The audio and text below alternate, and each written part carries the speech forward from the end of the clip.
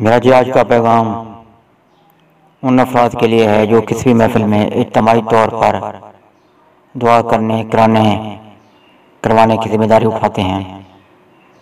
اب ہوتا کو یوں ہے کہ پیر صاحبان ہوں، نقیب محفل ہوں یا خطیب محفل ہوں، ان کو جب کچھ افراد دعا کے لیے کہتے ہیں تو وہ سٹیج پر میک کے ذریعے بار بار ان کا نام لے کر دعا کرتے ہیں کہ یا اللہ یہ تیرا بندہ بیمار ہے، اس کی بیماری دور فرما، یا رحمان یا رحیم یہ تیرا بندہ قرض دار ہے، اس کے قرض دور فرما، یا اللہ عز و جل یہ تیرا بندہ پریشانی میں مبتلا ہے، اس کی پریشانیوں کو دور فرما۔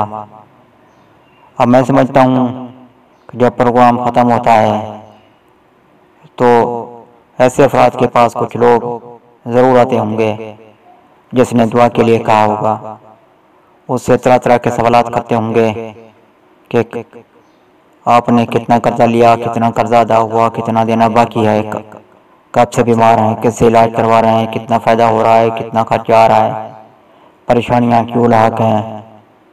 ایسے افراد جن سے طرح طرح کے سوالات کیے جائیں، جو پہلے سے ہی پریشان ہیں، وہ مزید پریشان ہو جاتے ہیں۔ اب جب آپ اجتماعی دعا کر رہے ہیں تو نام لینے کی بجائے مزید اچھے الفاظ منتخب کیے جائیں، اس طرح کے کہ ان میں نام نہ ہوں، ان الفاظوں میں، اس دعا میں کسی کا نام نہ ہو۔ جیسے کہا جاتا ہے، جس کسی نے بھی دعا کے واسطے یا رب کہا، کر دے پوری آرزو ہر بے کس و مجبور کی۔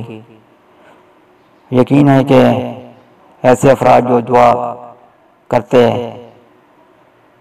کرواتے ہیں وہ میری بات سمجھ گئے ہوں گے۔ اللہ حافظ۔ پاکستان زندہ باد۔